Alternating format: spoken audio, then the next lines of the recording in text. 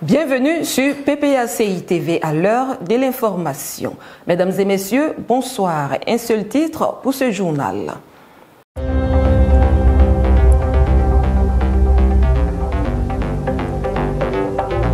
Double cérémonie de présentation du comité de pilotage du mouvement Trop c'est trop et signature d'accord. Le PPACI et le PDCI ont signé une déclaration commune ce jeudi 19 juin au cabinet du président Laurent Gbagbo.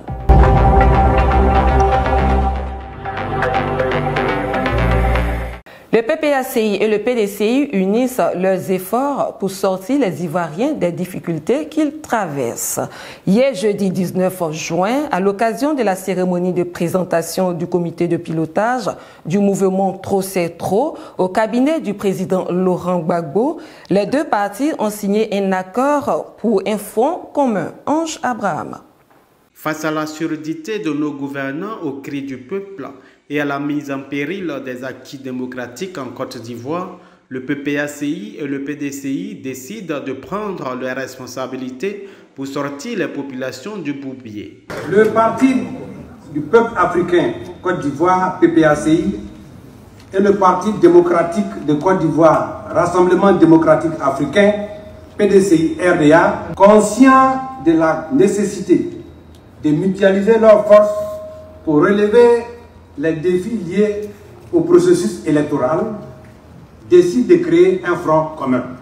À l'initiative des présidents Laurent Gbagbo et Tidjane Thiam, les deux partis ont formalisé cette union par une déclaration commune suivie de signatures d'accord avec échange de parapheurs. Le professeur Sébastien Dano-Guégué a signé pour le PPACI et l'honorable Noël Akossi Bendio pour le PDCI, sous les regards vigilants des deux présidents.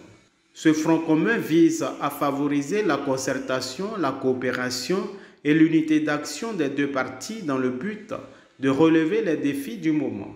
Premièrement, remettre sur la liste électorale le président Laurent Gbagbo, le président Tidjane Thiam, le premier ministre Soro Guillaume, ainsi que M. Charles Blé Goudé et Noël Akossi Benjo. Deuxièmement, procéder avant l'élection présidentielle d'octobre 2025 à la révision de la liste électorale au titre de l'année 2025, tel que prévu par le code électoral et ainsi au budget de l'année 2025. Troisièmement, procéder à un audit de la liste électorale qui présente de nombreuses anomalies mises en évidence par tous les partis politiques majeurs, dont le PPACI et le PDCI RDA. Quatrièmement, procéder à la réforme de la commission électorale pour une plus grande transparence, indépendance de l'institution et une proclamation plus sécurisée des résultats bureau de vote par bureau de vote. Cinquièmement, appeler le gouvernement à ouvrir de manière diligente le dialogue politique avec l'ensemble des partis politiques et des organisations de la société civile pour favoriser les conditions d'élection crédibles, transparentes, inclusives et apaisées. Ce front est une bonne chose selon le président Laurent Gbagbo qui invite les deux partis à se battre pour leurs points communs. Je suis content qu'on soit réunis aujourd'hui pour une double cérémonie. On a fait l'accord avec le PDCI, entre le PDCI et le PPACI, ce qui est une bonne chose. Parce que sur les points communs, il y a des points communs sur lesquels il faut qu'on se batte. Il y a des points communs sur lesquels il faut qu'on se batte. Et ces points-là, c'est pour eux qu'on a créé le mouvement Trop c'est trop. Le PPACI et le PDCI, deux grands partis politiques du pays, sont désormais en première ligne pour la liberté des Ivoiriens. Une union d'action appelée de tous les vœux par les populations depuis longtemps. Alors nous disons merci surtout au président du PPACI, le président Laurent Gbagbo. Nous disons merci au président Tidjane Thiam, le président du PDCI, les deux personnalités, les deux entités, les deux mystères ouest-africains qui se sont entendus, mais c'est la libération de notre pays. C'est la joie, chers frères. C'est la joie, c'est le bonheur. Et c'est le bonheur de nos populations qui souffrent. C'est le bonheur de là où trop a été trop. C'est le bonheur des Ivoiriens qui sont morts et qui ont cru en ce combat. Ils ne sont pas morts gratuits. Nous avons tout perdu, mais nous n'avons pas perdu gratuitement. Nous avons compris aujourd'hui que la Côte d'Ivoire peut s'unifier et que la Côte d'Ivoire peut arriver et que la Côte d'Ivoire peut donner un exemple, un modèle à l'Afrique et au monde entier. Je voudrais surtout dire merci au président Tidjane Thiam qui a compris son père, son grand frère, Laurent Gbagbo, et dire merci au président Laurent Gbagbo et à tous leurs hommes. Nous voulons dire au président Gbagbo et au président Thiam que nous allons faire le travail dans la cuisine secrète et nous allons leur remettre la Côte d'Ivoire pour que la Côte d'Ivoire revienne parce que trop a été trop et trop est encore trop et demain il faut que trop ne soit pas trop. La balle est désormais dans le camp du pouvoir pour garantir ou pas la quiétude des Ivoiriens. La cherté de la vie bat son plein en Côte d'Ivoire. Le gouvernement ivoirien a lancé la popote familiale au profit de 2000 familles dites en situation de vulnérabilité. Au lancement du mouvement Trop c'est trop, hier jeudi à Abidjan, le président Laurent Gbagbo est revenu sur cette décision qui suscite controverse. Françoise Rabé. Après avoir étouffé la voix des acteurs de la société civile qui dénonçaient la vie chère, après avoir emprisonné les marcheurs contre cette même vie chère depuis septembre 2024, le gouvernement ivoirien, à 4 mois des élections présidentielles, se souvient qu'il y a des familles vulnérables dans le pays. À cet effet, un nouveau programme dénommé Popote familiale a été lancé. Ce programme vise à fournir une aide alimentaire à 2000 ménages composés de 5 à 10 personnes. Que se passe-t-il en Côte d'Ivoire pour une distribution de kits pendant 2 mois? Or donc, il y a des familles pauvres. La vie est vraiment chère.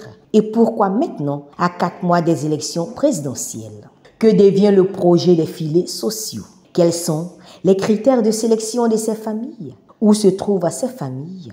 Comment perçoivent-elles cette aide? Autant de questions que nous nous posons, plus particulièrement le président Laurent Gbagbo au lancement du mouvement Trop c'est trop. On va choisir 2000 familles pauvres et leur donner, je ne sais pas combien, jusqu'à décembre 2025. Et ils sont 2000 familles seulement qui sont pauvres en Côte d'Ivoire. Mais celui qui prend cette décision, il ne connaît pas la Côte d'Ivoire. Il n'a qu'à aller parcourir les villages. Il va voir le visage hideux de la misère. L'État a les moyens d'aider à soulager la misère des plus pauvres. Est-ce un aveu d'échec de la politique sociale du pouvoir en place? Marketing politique, est-ce à dire qu'en cette année 2025, ce sont 2000 familles seulement qui sont pauvres en Côte d'Ivoire, quand nous savons le niveau élevé de la vie, quand nous savons le niveau élevé de l'électricité, de l'eau, quand nous savons le coût élevé des maisons de location partout en Côte d'Ivoire?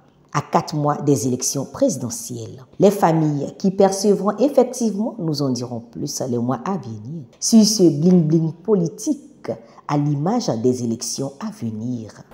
Annoncé par une lettre du président Laurent Gbagbo au peuple de Côte d'Ivoire, le mouvement Trop c'est trop a été présenté hier jeudi 19 juin à la presse nationale et internationale au cabinet du président Laurent Gbagbo, ici à la Riviera à Togo. Annoncé le 26 avril 2025 à l'issue d'une session ordinaire du comité central à Abidjan, le comité de pilotage du mouvement citoyen Trop c'est trop a été présenté hier jeudi 19 juin à la presse nationale et internationale. C'était à l'occasion de la double cérémonie qui a eu lieu au cabinet du président Laurent Gbagbo. Durant plus d'1 mois, le ministre Sébastien Dano Djedje, président exécutif du PPACI, a coordonné de main de maître ce projet. Le président nous a mandaté afin de prendre la tâche avec les partis politiques de l'opposition et tous les citoyens concernés ou intéressés. Nous avons conduit cette mission avec méthode, discrétion, rigueur et responsabilité. Au cours des différents échanges, nous avons vécu des moments de grandes émotions.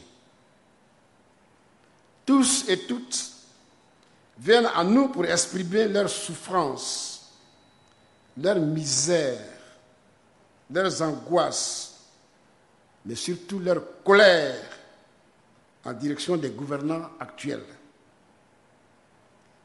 Ils ont exprimé aussi leur engagement dans ce mouvement citoyen et leur souhait ardent de participer au changement du régime actuel lors de l'élection présidentielle de 2025.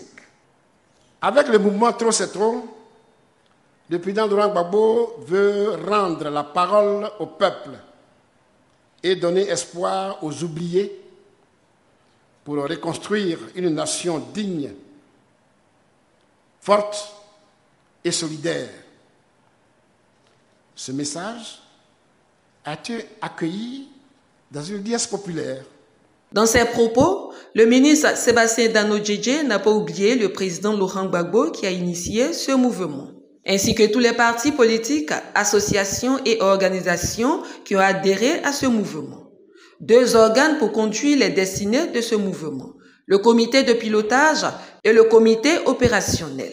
Ces 2 organes ont pour mission de définir les opérations politiques, sociales et idéologiques, fixer et suivre les objectifs du mouvement, mobiliser les Ivoiriens pour la justice sociale et le respect de la Constitution, ainsi que de planifier les campagnes, mobilisation, formation et sensibilisation. Tout ceci sous la direction de M. Coulibaly Klimalo Jérôme et d'Amana Adia Pikas.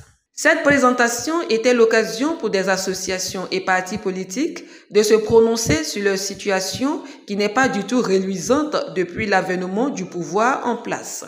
Un instant de vive émotion qui justifie la justesse du mouvement Trop c'est trop. Les organes du mouvement ont une représentation nationale. Au sortir de cette cérémonie, des participants réagissent.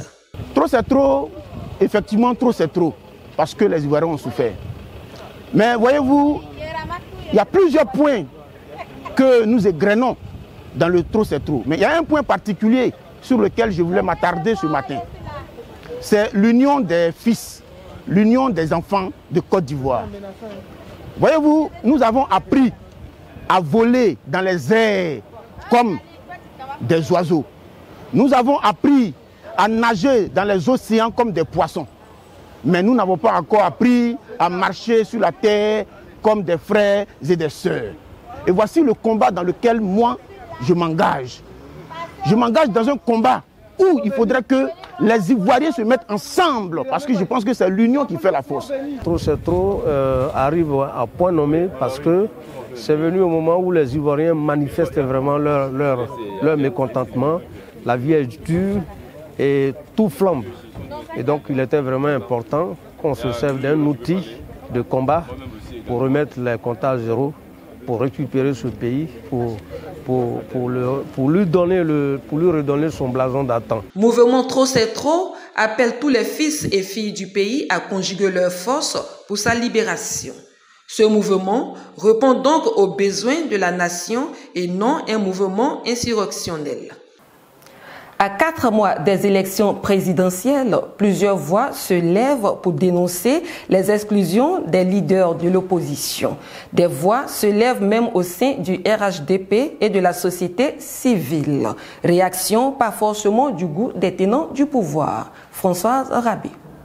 La liberté de la parole et d'expression est mise à l'épreuve en Côte d'Ivoire par des arrestations, des emprisonnements et un exil. Depuis quelques jours, plusieurs actualités secouent la sphère publique ivoirienne. L'arrestation de l'ex-ministre Joël Nguessan pour avoir donné une interview à un tabloïd de la place. Interview où celui-ci dénonçait l'exclusion des acteurs majeurs de l'opposition ivoirienne de la liste électorale. Pour Joël Nguessan, ces exclusions dangereuses pourraient entraîner la Côte d'Ivoire dans une autre crise électorale plus violente que celle de 2010. Dans son interview, le ministre Joël Nguessan, cadre RHDP, a fustigé les magistrats ivoiriens qui, pour lui, sont partie prenante de ces exclusions, chose que les magistrats trouvent diffamatoire. À la lecture de cette interview, la réaction des magistrats s'est voulue claire. Direction pour le ministre Joël Nguessan, le pôle pénitentiaire d'Abidjan, ex-Maka, où il séjourne depuis hier jeudi. Un autre fait marquant, la vidéo des témoignages du docteur Boga Sako Gervais, juriste, défenseur des droits de l'homme, président de la Fondation internationale pour l'observation et la surveillance des droits de l'homme, FIDO, qui, dans une vidéo, relatait son enlèvement manqué, d'où son exil in extremis aux États-Unis d'Amérique. Venu en Côte d'Ivoire pour le congrès du Rassemblement des Oufouettistes pour la démocratie et la paix, RHDP, le cyberactiviste RHDP Zasso Patrick, plus connu sous le sobriquet en global, a été mis aux arrêts par la plateforme de lutte contre la cybercriminalité PLCC, où il s'était lui-même rendu pour porter plainte contre un autre cyberactiviste RHDP qui l'aurait menacé dans plusieurs de ses vidéos. Arrêté, dit-on, sur plainte du ministre de la Jeunesse Mamadou Touré, lui aussi cadre RHDP. Que se passe-t-il au pays pour qu'on assiste à toutes ces arrestations? L'on se souvient des paroles blessantes et méchantes de Zasso Patrick à l'encontre du président Laurent Gbagbo et des membres du PPACI. Paroles qui avaient été applaudies par d'autres personnes sous les cieux ivoiriens. Que se passe-t-il dans la case RHDP? Comment Joël Nguessan, cadre RHDP, témoin à charge contre le président Laurent Gbagbo à La Haye, se retrouve aujourd'hui derrière les barreaux, lâché par ses parrains pour avoir simplement donné une alerte sur le processus électoral à venir. Boga Sako Gervais, revenu d'exil le 9 juillet 2024, se retrouve une fois de plus en exil forcé pour avoir prononcé une conférence publique et dénoncé le 4e mandat. Oui, de plus en plus en Côte d'Ivoire, nous constatons que la parole est muselée en Côte d'Ivoire. Retournons-nous au parti unique ou à la pensée unique? Sommes-nous dans une monarchie ou une dynastie? Malheureusement, nous constatons ça et là les emprisonnements et la liberté d'expression est aujourd'hui devenue un luxe. Il n'est plus bon de critiquer le pouvoir en place ou un membre du régime au risque de se retrouver derrière les barreaux. Que se passe-t-il dans la vie de l'ex-président français Nicolas Sarkozy? Depuis un certain temps, sa vie politique connaît un bouleversement qui l'enfonce de jour en jour. Il vient d'être retiré de la Légion d'honneur, la plus haute distinction nationale visant à honorer des citoyens français et des personnes étrangères. Les déboires judiciaires du très célèbre ex-président français Nicolas Sarkozy, impliqué jusqu'au cou dans la crise post-électorale ivoirienne, continuent. Après sa condamnation devenue définitive à 1 an de prison ferme pour corruption dans l'affaire des écoutes, selon un arrêté publié au journal officiel et le port de bracelets électroniques, l'ancien président Nicolas Sarkozy vient de se voir retirer la Légion d'honneur. La Légion d'honneur, qui est la plus haute distinction nationale visant à honorer des citoyens français et des personnes étrangères. Elle constitue un ordre national de distinction honorifique attribué au nom du président de la République et qui est placé sous son autorité directe. Aujourd'hui, l'ex-député n'en fait plus partie. Quelle galère pour un ex-président qui a jeté tout son dévolu sur un président démocratiquement élu d'un pays souverain, allant jusqu'à bombarder la résidence du président Laurent Gbagbo. Quelle désillusion pour Nicolas Sarkozy qui voit aujourd'hui son honneur bafoué et son nom traîné partout comme il avait fait pour le président ivoirien. Quelle malchance pour cet ex-président français qui, au lieu de s'occuper des affaires courantes de son pays, a préféré faire un coup d'État en Côte d'Ivoire au profit de son ami de longue date. Voilà où s'occuper des affaires des autres pays souverains amène. Aujourd'hui, pendant que le président Laurent Gbagbo, libre, acquitté, triomphant de tout et de tous, s'apprête à briguer un autre mandat présidentiel, ses bourreaux descendent dans l'abîme. Est-ce le karma ou la fin du règne d'un homme? Aujourd'hui, les choses se retournent contre lui. Ne dit-on pas que le mensonge prend l'ascenseur et la vérité les escaliers? Nous y sommes. La vérité est enfin arrivée au bout de ces escaliers et tous les mensonges sont tombés comme des châteaux de cartes. La vérité finit toujours par triompher. Les dés sont jetés, il est temps que les Ivoiriens se lèvent pour libérer leur pays. Honneur et courage au combattant Laurent Gbagbo. Merci pour votre attention. Au revoir.